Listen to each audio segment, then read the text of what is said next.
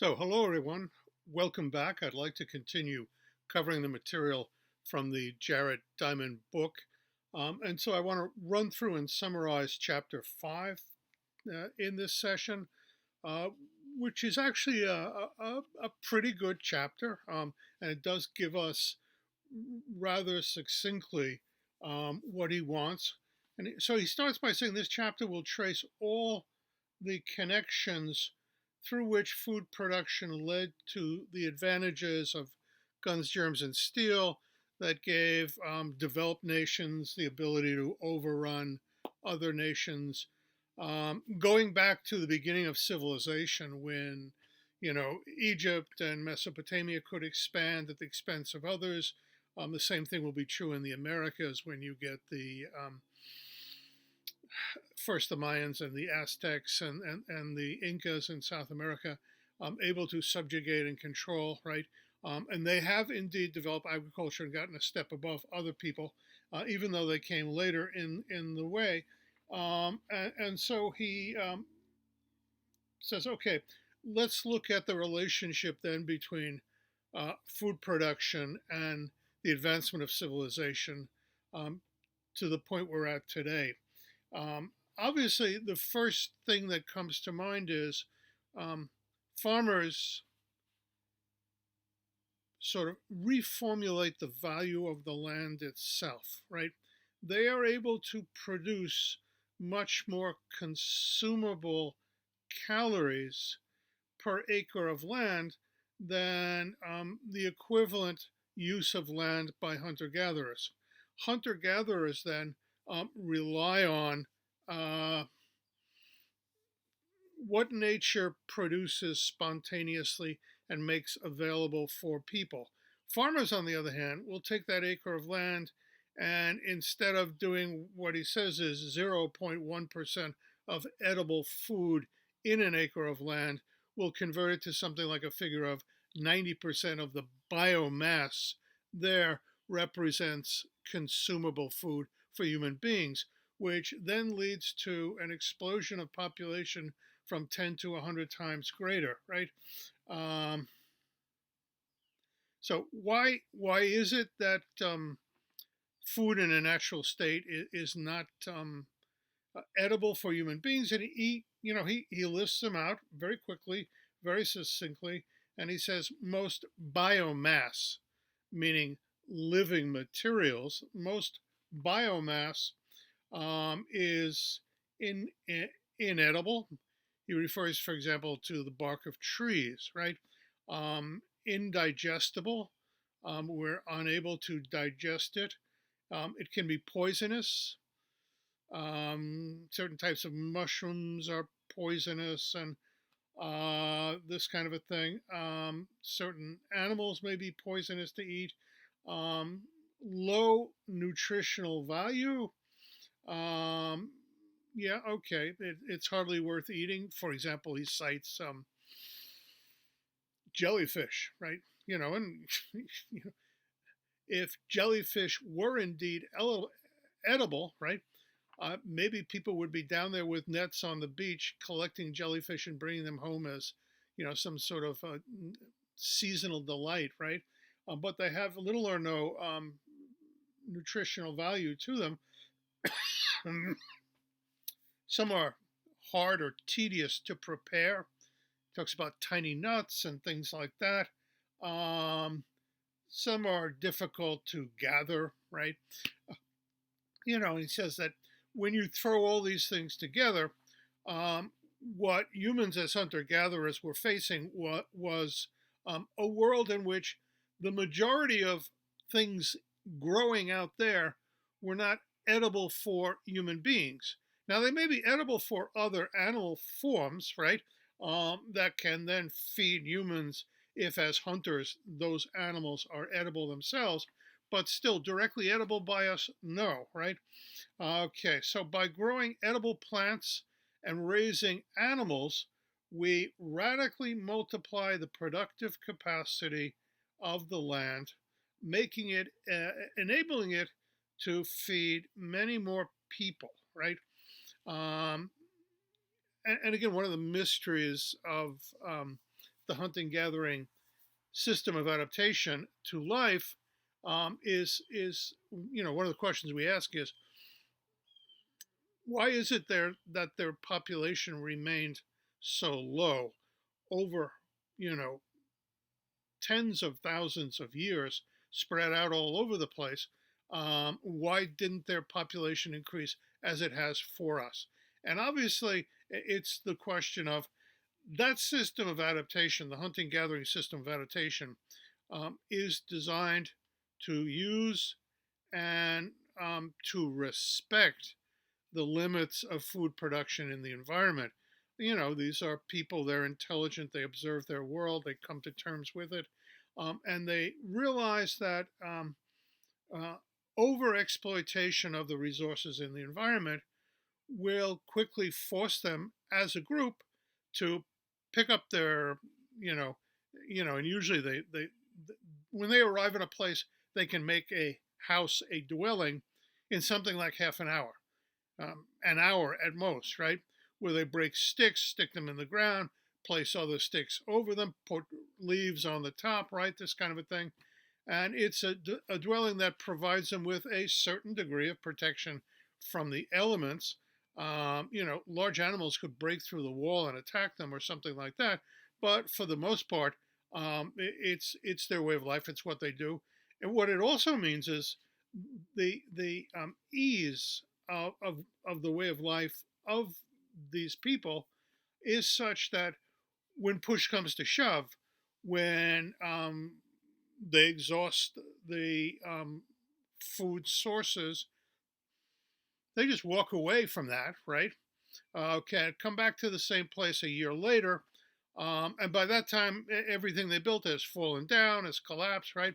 And they come in and they do it again, right? Because these are temporary shelters that they build.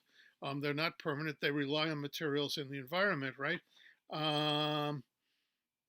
But what anthropologists who have, and indeed, and this is, I think I mentioned this enough in the last session, but what anthropologists have done to contribute not to the debate, but to indeed our understanding of this as a way of life is they've been out there and have actually, calculated the work input involved in this way of life, how they go about things, how they relate to the environments.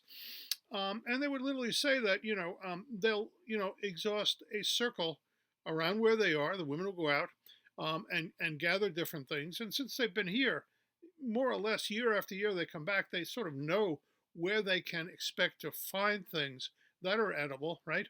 But what's going to happen is there is a diminishing marginal return as they expand further away. In other words, the first week, you just walk out of the campsite and go into areas very close around, right?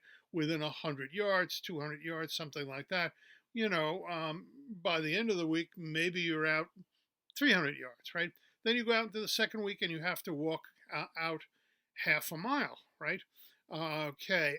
By the third week, then, you may be walking out, you know, um, 3/4 of a mile, and it gets to the point in which um, increasingly the women themselves have to walk further each time to bring back the food resources.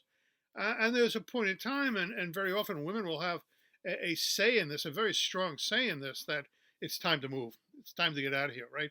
You know, the same thing is also going to be true for men, because once they set up camp in a certain area and begin exploiting around it, looking for animals to hunt, animals will flee, right?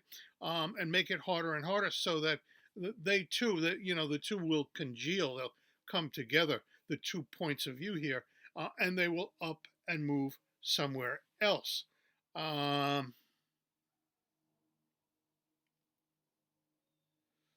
This is certainly one of the reasons why they they would, in effect, reduce their population, right?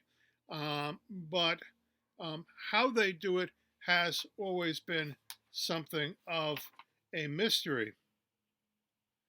Let me see.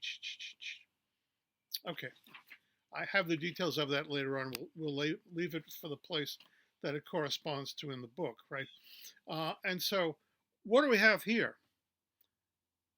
Farming gives humans the capacity to produce massive amounts of food from a plot of land that previously might have supported a group of people for a week. Now, a farming family can produce enough for them to live for a whole year, and indeed to have surplus to trade with from other people for maybe ceramics and things like that, right? But it also enables the population to grow, right? Um, and what Jared Diamond says here is um, having more people um, creates the first great advantage that sedentary farming groups have over hunter gatherers. Now, it's going to take a while for this to really convert into strategic advantages, right? So, a farming village may have 200 people in it, whether they don't have entirely enough of manpower to really overwhelm other groups like that, except maybe on the periphery, driving them out, things like that. I mean, I don't want to get into that. That's really speculation here, right? But certainly, when we get to the growth of, say, Mesopotamia, the Sumerian city states, and Egypt, now you're beginning to talk about significant numbers of people, and you're also beginning to look at ways in which the numeric superiority of farming, uh, of the farming system of adaptation, gives them the ability to create armies, groups of people who, because there is surplus production of food, can sort of be withdrawn from the lives of the fields and dedicate themselves to warcraft and other kinds of things, right? Okay, so um, farming enables, so the first thing is more consumable calories because farmers can plant land with cultigens that provide them with the food they need. Then he jumps to um, uh, livestock, to the domestication of animals, right? And livestock feeds more people in four different ways, right? So he outlines four different ways that keeping animals for yourself gives you, if you will, an uh, access to more food than hunter gatherers get by going out and killing animals, right? And obviously, the first thing is going to be um, the the use of those animals to provide meat as a source of protein to replace the protein that the wild game was bringing in for other people. Now, that's pretty obvious, right? But okay, that seems to be a one-to-one kind of replacement, and perhaps depending on the efficiency of the farm and the ability to keep larger and larger numbers of animals, you may indeed increase the protein content that people have. The second thing, however, he says that's very important is there are byproducts that come from the animals aside from just the meat itself. So here we have milk, and he indicates a number of animals, mammals, right? That what he calls milked mammals, mammals that once domesticated can be used to produce milk, and the stuff that we know, um, cows, sheep, goats, um, camels can be milked, horses, which I'd never heard of before, but hell no, reindeer, which I had heard about, water buffalo, yak, camels. This is um, you know, uh, so we have what 7 or 8 different species of animals that once domesticated and give birth, um, they will supply milk to the groups, right? I would add that since I've studied them up close, the Bedouin in Arabia and parts of North Africa and elsewhere will also bleed their camels, right?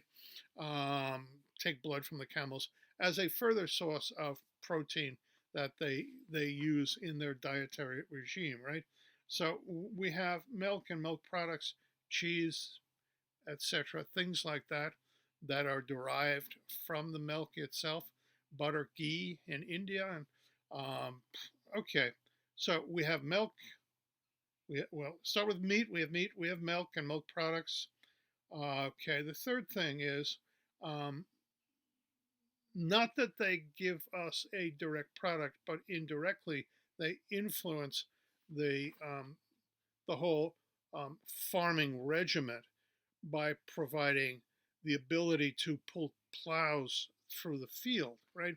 Which, in its own time and in its own place, the introduction of mule-drawn, horse-drawn, um, camel-drawn, water buffalo-drawn um, uh, plows, what it does is it opens up whole landscapes to farming that would have been too difficult for people to handle with handheld tools, right?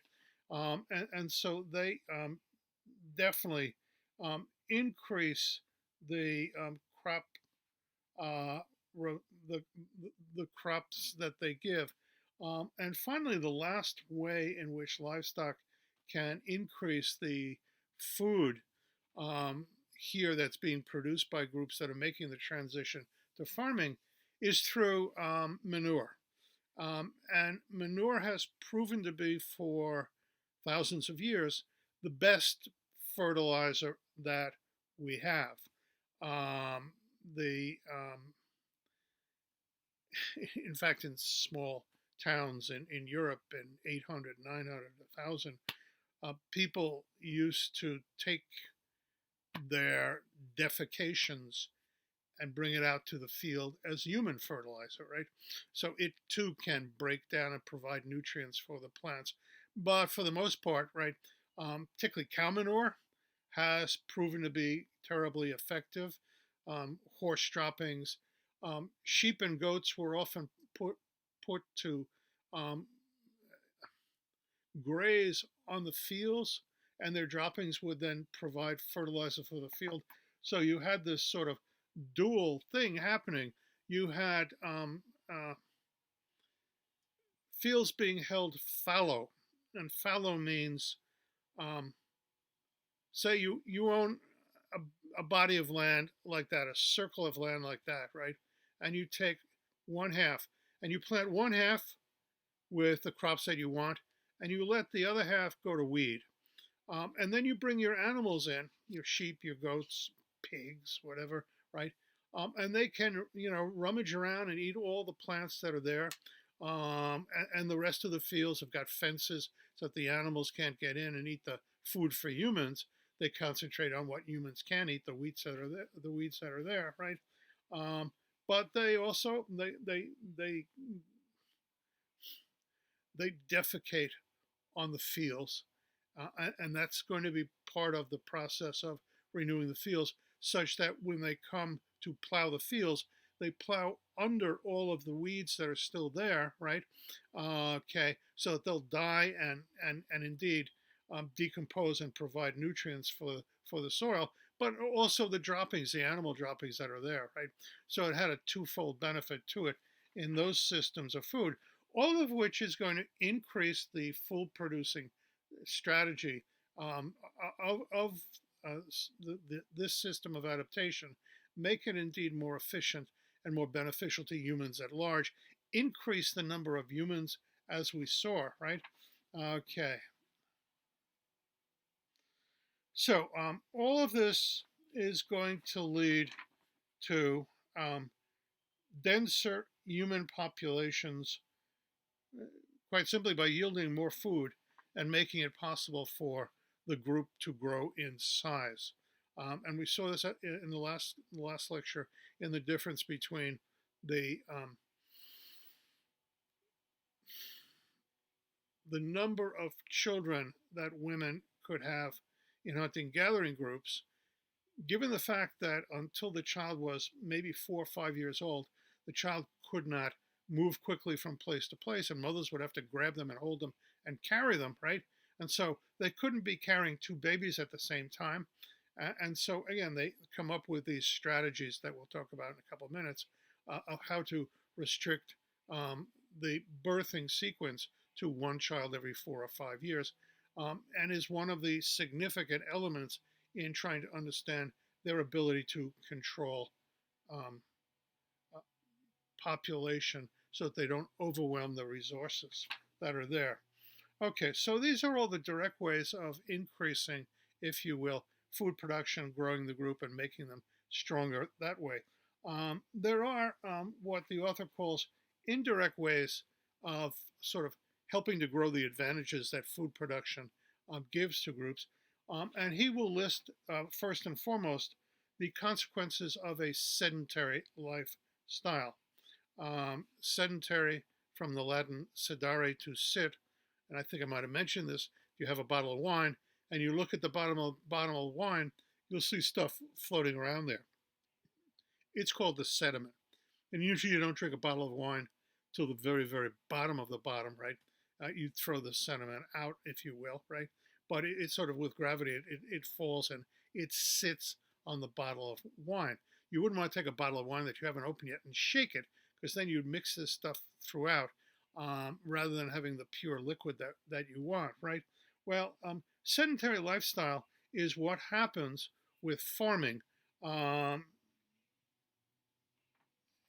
as he says, it is actually almost mandated, forced by the shift from hunting gathering to farming. Hunter gatherers do not, on the whole, when women go out and look for fruits, vegetables, things like that, they never overexploit, because they're going to have to carry it back as well, right? So they get as much as they will need to feed the group for that day, and they literally go out every day and gather, And so I, I I would really like to try some of the food that they make that way, because you know fresh vegetables are so much nicer than the stuff we can get at the supermarket, right? Which has been transported maybe 1,000 miles, if not more, right? And if you grow your own tomatoes, you just know how much better they are, fresh tomatoes from your garden, things like that. We used to have and we had a nice house when I was a boy growing up, because my father was a businessman. I unfortunately became a teacher, and so my house is much more modest than his, right? If he were alive today, he might be embarrassed to visit me. But that being said, right, I had the joys of being able to walk out. We had a Bartlett pear tree, and my God, to go out there and pluck a pear that is just perfect. Hopefully the wasps haven't started eating them, because once they're sweet and smelly, and the bees come looking for them and eat them. But I mean, wow, that was so amazing, right? We weren't. My father was a businessman, and so he had people come in and mow the lawns and things like that, and our house had to look you know wonderful, because we would actually invite uh, business clients to the house, right? And have stay for dinner and things like that, and maybe even spend a night with us. I don't recall, but it was possible, right? And so the house was, it was almost part of the business, right? Kind of a thing. And my uncle, who really owned the business, and really sort of did this almost professionally, right? So he'd have parties with 200 people at his mansion, right? I didn't have a mansion, but his mansion. My father didn't have a mansion, right? And so they had chefs that would come in and provide dishes and hors d'oeuvres and things like that. And there was an open bar, and people were there and walking around, and they had a bowling alley in the basement of the house, and they had a swimming pool in the back, and so you know everything to make the clients feel welcome, and so they'll continue to give us business, as it were, right? Kind of a thing. Um, A sedentary lifestyle is the movement away from the mobility, the constant need to transfer themselves from one place to another, brought on by the very fact of the hunting gathering way of life, that once you exploit the area, you have to move away and let the plants and animals regenerate, and you come back a year later, and hopefully, or maybe 3 years later or something like that, you may not come back to the exact same place, right? But again, one of the things we've discovered by going out and sending anthropologists to sort of tag along with them over 2 years' time, something like that, is to see that they have a circuit that they exploit on a yearly basis, right? And so one group, for example, knows when um, the bees are producing honey in one part of the forest. Okay, these are the pygmies in the Ituri forest of Central Africa. And they will literally, their seasonal migration has as an endpoint the time when they will go up to this place and literally spend 2 weeks raiding the hives of the bees, sticking their hands in it, coming out with a whole handful of honey, right? Um, uh, you know, I don't know how often they got stung or what, but what was interesting is that all of the individual communities of 5 or 6 families would all have their own individual migrations, but they'd all come together and create something like a festival atmosphere, where um, marriages are made and things like that kind of a thing. So fascinating how their social life and their adaptation to the environment were sort of meshed in that unique way, right? Farmers, on the other hand, have to remain there to defend their have to remain near the near their fields and their orchards to protect um, the produce from others coming in and raiding and stealing from them, right? And that's almost as big a job as it is to grow the stuff anyway, right? Now, this sedentary lifestyle is going to lead to denser human populations. Now, he uses the word denser in a sense um, by to indicate the close proximity of more and more human beings, right? So, hunter gatherers would live in what we call bands, not villages, bands, right? And the joke in anthropology is they were rubber bands, which had a true significance to it because these were bands in which people could leave and go to another band, right? Particularly, it would appear as a conflict resolution mechanism for these people that if there were, if I get into a fight with another guy, right, and it seems to be brooding and building up and this kind of a thing, I may indeed wake up one morning and my wife goes, I'd like to go visit my uncle over here, right? And bang, we just get up before everyone else, grab our stuff. We don't have much, right? Take off. And when everyone wakes up, we're not there. No one says anything. We move to the next group. We're fine, right? But the groups are not big enough to become what will be what we are facing right now, right at this very moment, the history we are living, that human groups living in dense proximity to one another then become incubators, petri dishes, growing diseases, right?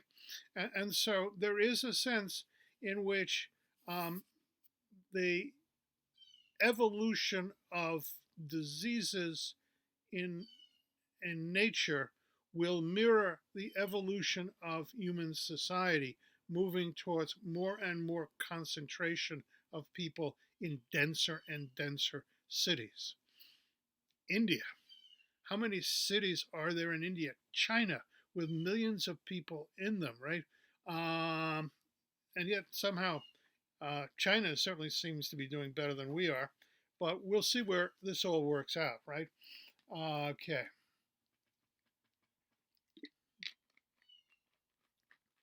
So this is the point where I can go over the what he indicates are sort of the mechanisms. And I might have mentioned some of this already, but It's good to hear it a second time. Um, the fact that um, the growth of the farming system permits shortened birth intervals because women will not be constrained by the need to carry their children, pick up after a month here, 6 months there, 6 weeks here, 5 weeks there, right, and move to different areas, or even when they're very young, carry them on their backs, wrapped in you know wrapped in cloth or something like that, as they meander through the countryside with other women, looking for fruits and vegetables to feed their family. Right, this constraint is no longer on the shoulders of women in the same way. They may indeed work in the fields, and a division of labor will develop over time, a male female division of labor over time that seems to mimic what we had in hunting gathering groups where men hunted and women gathered fruits and vegetables, so that women may indeed become responsible for the fields, weeding and planting and things like that, while men may be responsible for bringing tractors through and then taking care of the animals. Some sort of a division of labor like that. But again, different groups will adapt to this new system in their own fashion. So we saw that hunter gatherers space their births 4 to 5 years apart. And how do they do it? So he lists lactational menorrhea. And of course, menorrhea means when women stop having periods. And I think I mentioned Nadia Comaneci in the last class, the famous Romanian gymnast, first person to ever score tens, which is to say a perfect score. They had in everything she did, it was just, she was amazing and sensational, right? But we later discovered that she didn't have a period, and many of the other girls, and they went through it. And I think I mentioned in the last class how they discovered that the ratio of body fat to body muscle is an indicator and perhaps a mechanism that turns off the monthly menstruation cycle of women. They also engage in sexual abstinence. And I mentioned to you one of the sort of beliefs of these people, their own, shall we say, urban legend, that if the husband has sex with the wife while the wife is breastfeeding the child will get poisoned from the milk of the mother, which has been infected by the sperm of the father. Um, and this is one of these self fulfilling prophecies. If indeed a child dies, people are going to say, well, did you have sex? Oh, well, we did have it a couple of times, right? This kind of a thing. And so there are groups that, believe in sexual abstinence during the period of time while the wife is um, breastfeeding the baby. He also indicates infanticide, which is a cultural practice that has existed in a variety of places. China, for example. Now China is not, um, at that point in time, it is certainly not a hunter gatherer society, but China is a society with a rapid growth of population, right? And it also has an ideology that sees females as lower in status than males. Um, and so if a family has two girls already and another girl is born, they may decide to um, get rid of the child. And they had ways of doing it and this kind of a thing, right? The Chinese had special little temples at one end of the village, right, where you could offer up your baby to the ancestors, which is to say, you brought it, you put it there, and you left it there, where it would starve to death, right? Um, it also was true, however, that if I were to come to that place and see a baby and say, okay, I want this baby, I could take the baby and the baby becomes mine. But for the most part, people didn't want too many girls, they needed boys. And so to not overwhelm the family and its ability um, to feed so many mouths, it might indeed do that. Well, some hunting gathering groups may have engaged in infanticide. Um, there also though are some indications that there may have been some groups that when um, people get old and can no longer contribute to sustaining the group, they may indeed voluntarily go off into the wilderness and sort of die so that they do not constitute a burden for the group. This would be amongst hunting gathering groups. Some pastoralists that move around a lot also practice this. Um, okay, so what's in here? Okay. Finally, abortion. Okay, so how they practiced abortion may be something to do with their knowledge of all of the vegetables that there are there and this kind of a thing. There are some anthropologists who have come across groups that did practice forms of abortion um, in a varieties of ways. Um, in contrast to this situation of the hunter gatherers who must restrict population, sedentary people can indeed bear and raise virtually as many children as they can feed. And of course, that will push them to constantly expand the amount of land that they plant with food to or always expand that surplus, right? As a way of understanding why surplus is such a natural phenomena for farming families. Okay, so as a result, food producers have higher birth rates and have a greater ability to feed more people per acre. The result is higher population densities. I'm repeating this, but this is critical higher population densities and a sedentary lifestyle, right? Means that you now have free time to dedicate yourselves to some other things that you might, right? Um, but the next thing the author points to is the need to store food. I think I may have mentioned some of this already, but food storage becomes critical once you shift from hunting gathering to farming. For farming to become a way of life, you need to be able to produce enough food to feed yourself.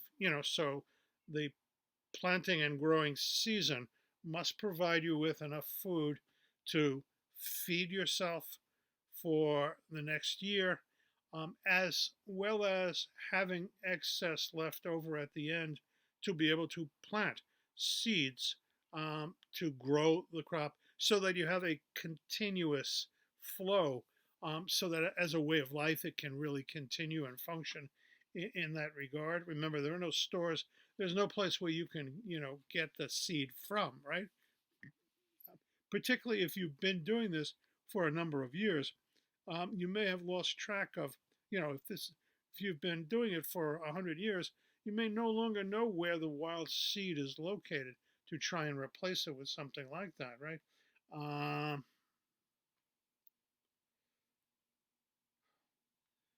Surplus is going to be critical. Surplus food production is critical to the growth and development of civilization. I want to take a second to really focus on this. This is critical. In other words, once farming is sort of truly established as the way of life of people, and farms continue to produce more food than they need themselves, that food can be used to pay other people, right? The first form of money and wealth is food because everyone needs food. Food is critical for survival, right?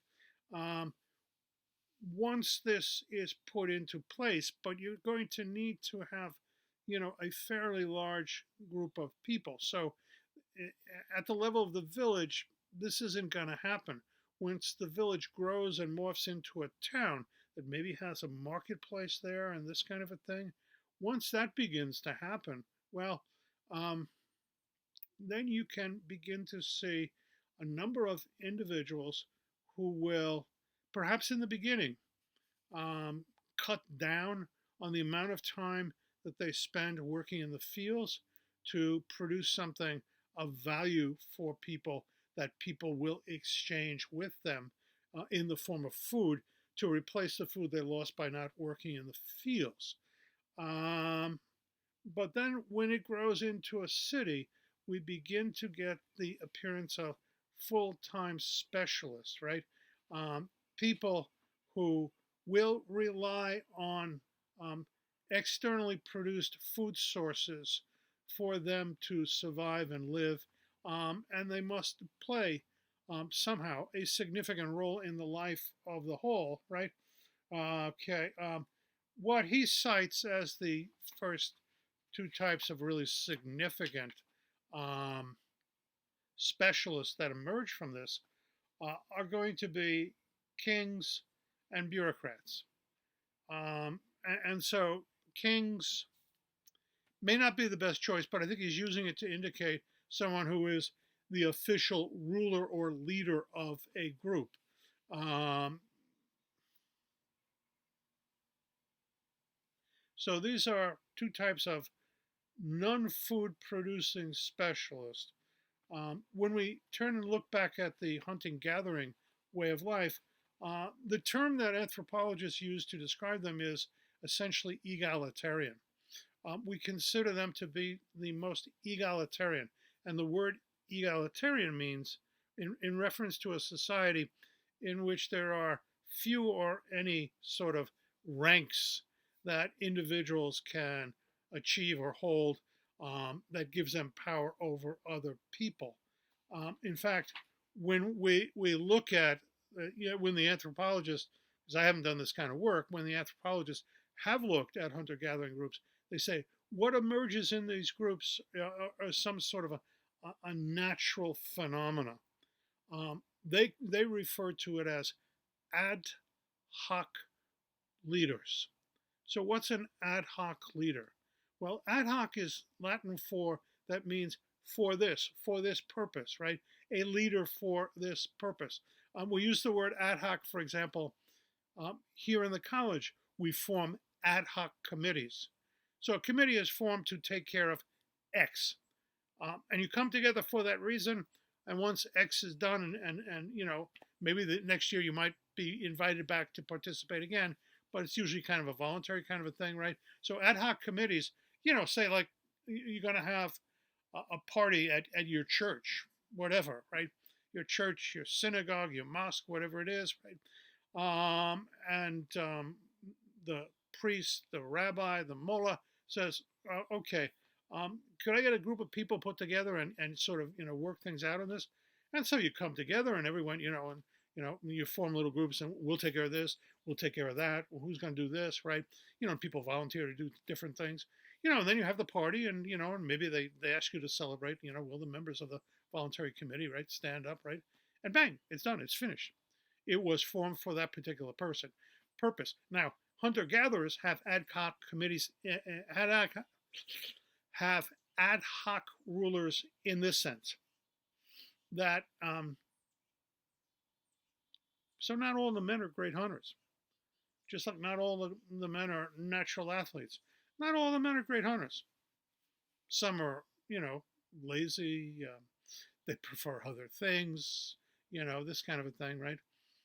And there are people who are natural hunters, and they sort of become the leaders of the hunt.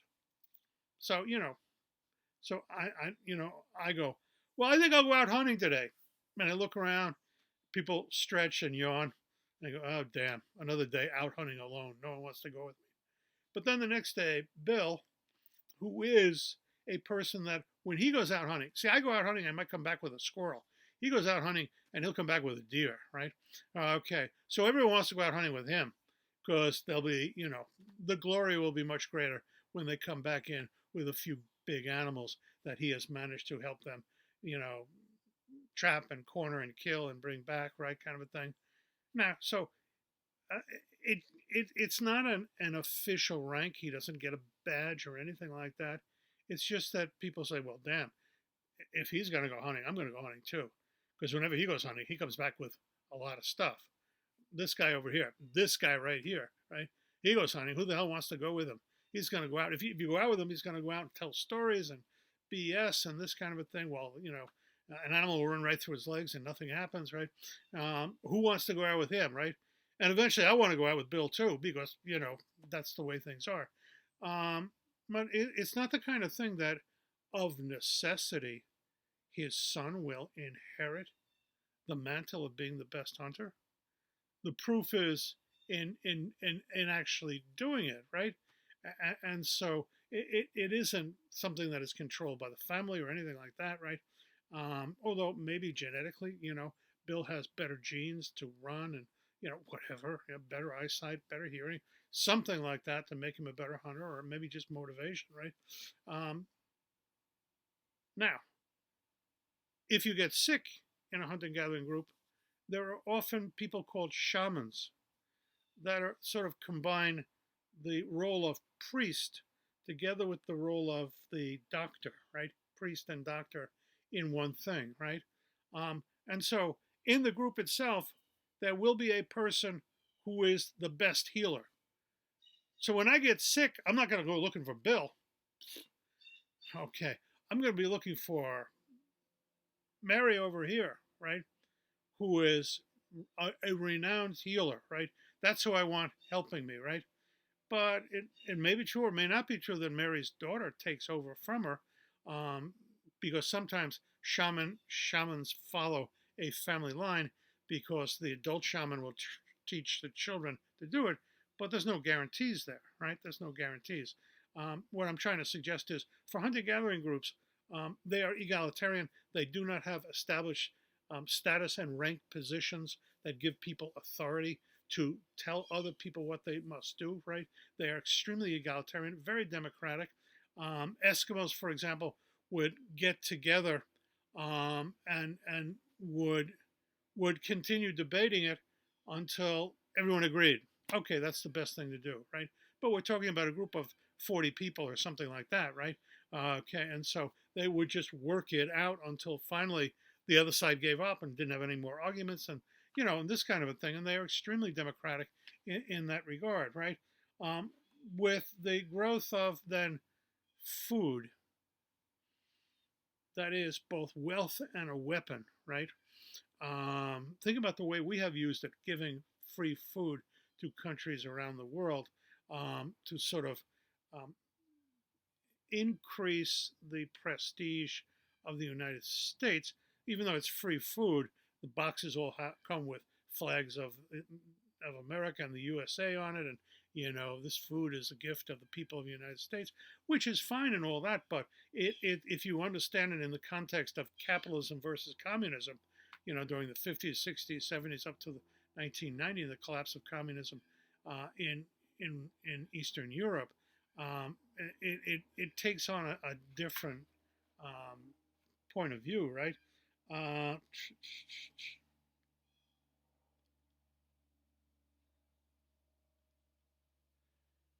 so the next and critical step here in the growth and development of the differences is stored food can also be used to generate an army. Because an army is a group of men who are taken out of the fields and now trained in warcraft and sent off to practice war, right?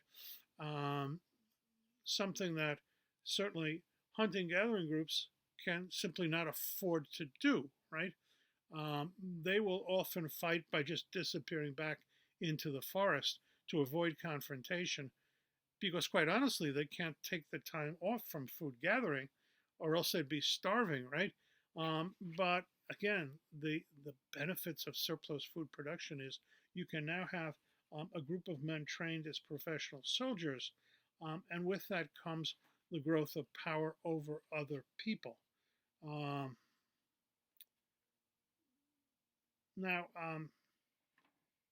Crops and livestock can be used in other ways too, which I just want to throw in here.